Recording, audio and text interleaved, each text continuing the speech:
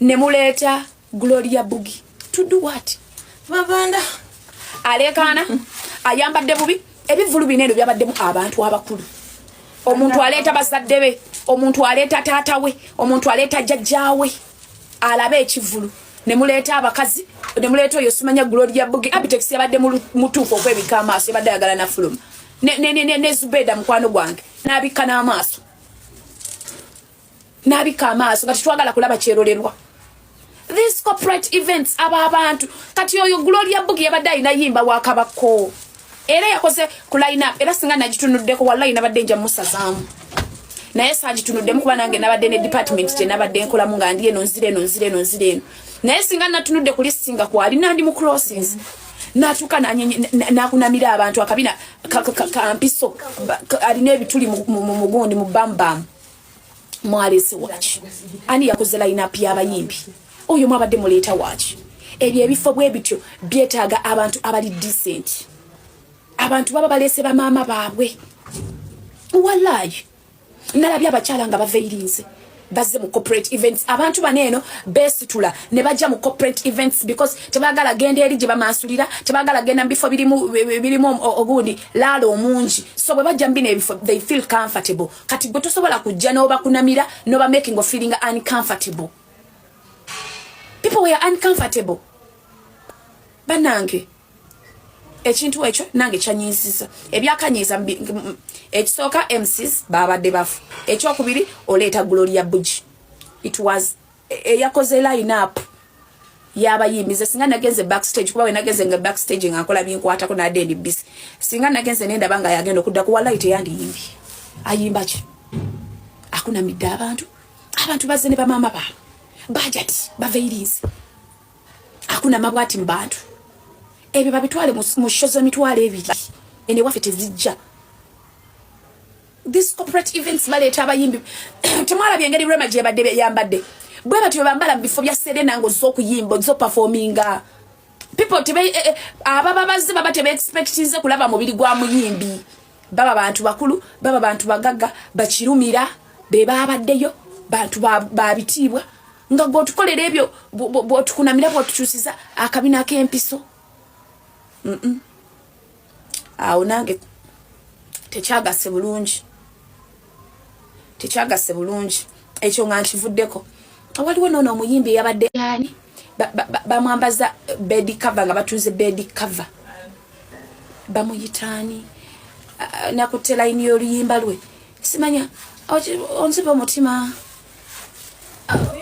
Aha, baleke ako. Muyimbi kyoyo. Oba yani. Ojo. Simanya gogo nasiri wala. Mbumbe byonzibe omutima bakuyisa omuchuma. Omuyimbi kyoyo, obapukami kyoyo. Yazza yambadde olugoye lwa bed cover. Bamutungidde bed cover. Nange. Chiri Uganda.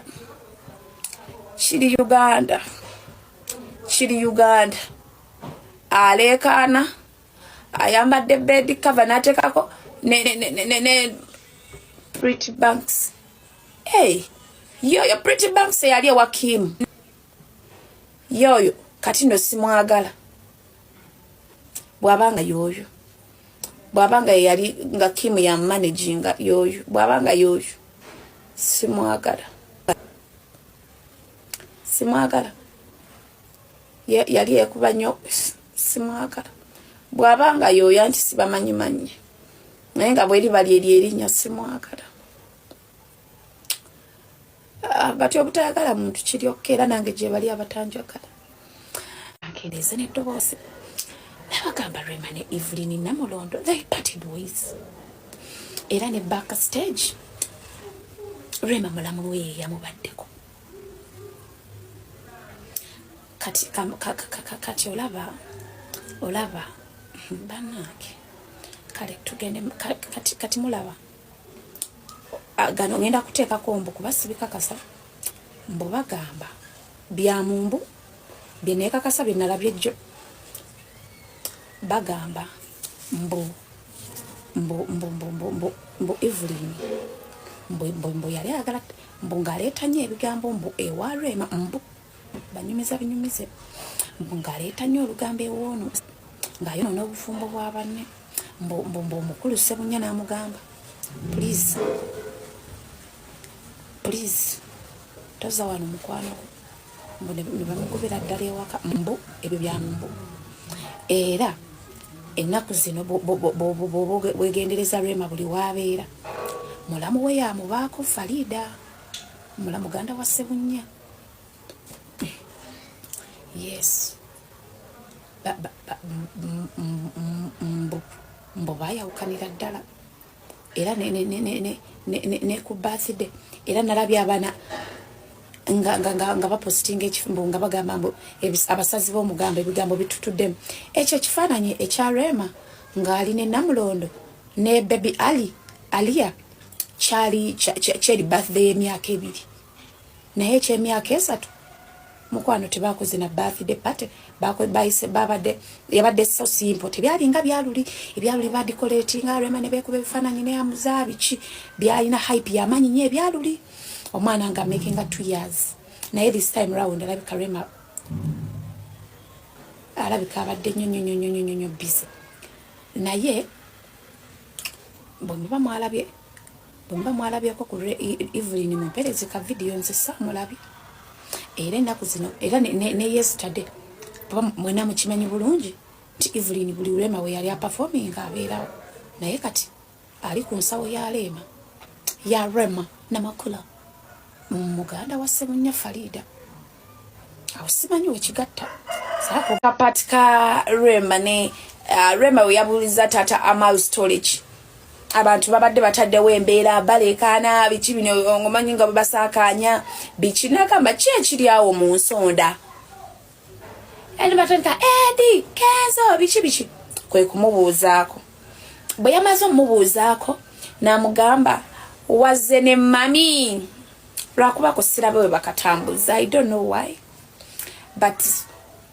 yamubuuziza wazze ne mami naye mami babadde tebamuleese unfortunately mami alabika yakoye era Rema yabuziza wazze ne mami singa mami yabadde azze bandigenze ku stage ne bakoona dance but nina engeri gye njagalamu ekintu kino Rema gye bakikwasaganyiza ne Kenzo tebeetyobodde beewadde ekitiibwa temulimu byakweswaza Rema akola ebintu by'abasita Rema ne Kenzo bakolera ddala ebintu by'abali abayimbi basita atambulira ku bagagga onoonya okuba oluseka abagagga osanga Gulunedi yasitamye dda bwanywa ebyokunywa by'abagagga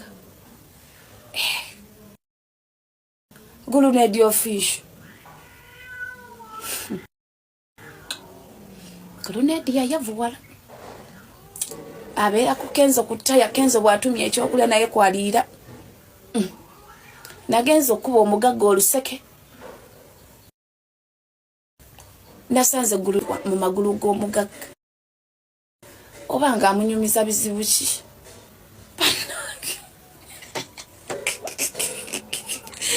naye bannaayo natuuse kumbe waliwo eyansooseeyo mu bagagga ng'omukulu yasitamye edda ali mu kwogera nsonga ze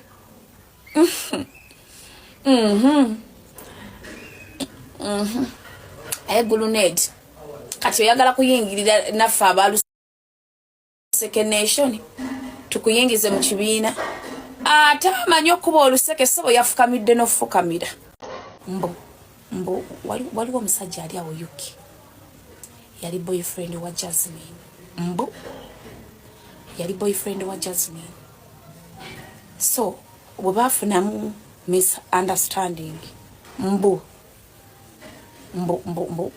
Diana n'abatanzi n'amulipula era neeyo gundi ashaling service Diana gyalina mbu omusajja yamuteekamu ssente eyali bawa Jasmine era yesterday nakirabye Jasmine teyanyeze Diana yabuuzizza oli omulala n'amukwata mu ngalo Diana ng'ayimiridde awo neyefuula atalabye munne kyokka nga Diana mweru oba teyamulabye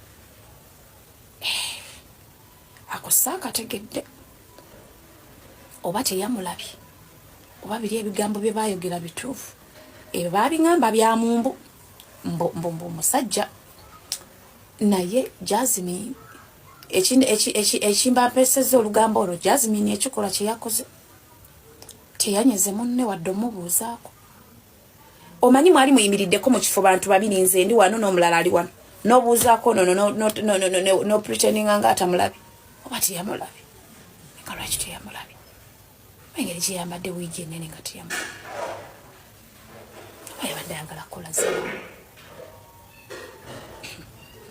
awo saategeddewo saagala kusala bigambo saategeddewo naye bwe kityo bwe kyabadde yabuzizaako oli omwami lwako erinnya ndyerabidde teyanyeze munne balwaki teyanyeze Daaya nabambi alabika bulungi she looks good simanyi lwaki teyamunyeze oba biri ebyomusajja w'eyuke bikyabanyiiza bombi nga buli omu yasigaza ennugu ku munne awo nze abyogera ebyo saagalako eby'ennugu Justin buuza lwaki teyabuuzizza ku munne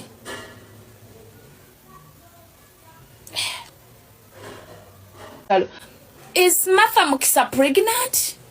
Sigambye nti ali lubuto mbuuza bubuuza yabadde ayambadde ekiteeteeyi ky'ekitimba kyeru nga kinene nga ebyo bigoye ezengoye ez'ab'embuto.